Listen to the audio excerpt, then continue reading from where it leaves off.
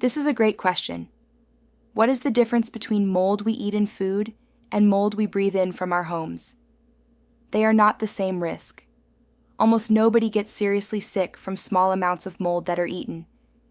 To reach toxic levels from food alone, a person would have to eat very large amounts of heavily moldy food every day. That does happen in extreme situations, but it is rare. Yes, foods can contain mycotoxins.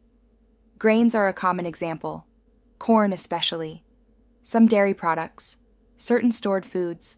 Mold grows on crops in the field, and mold exists to break down biological material at the end of its life cycle.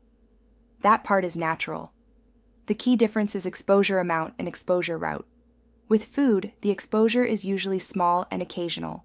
With household mold, the exposure is constant. When mold grows inside a home due to water damage or chronic high humidity, it releases mycotoxins into the air.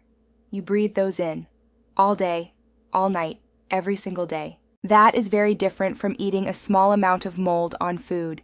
In mold illness, the biggest problem is usually not the mold organism itself. It is the mycotoxins. Those airborne toxins are what drive nervous system symptoms, immune suppression, inflammation, and systemic illness. Mold can also cause allergies, sinus issues, and respiratory problems.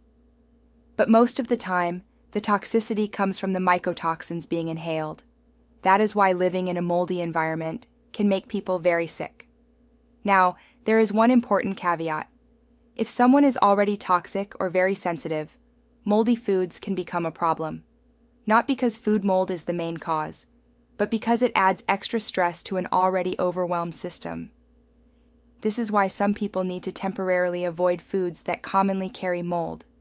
Things like peanuts and peanut butter, corn and corn products, some grains, certain dairy products, fermented foods like kombucha, sometimes even tomatoes or ketchup.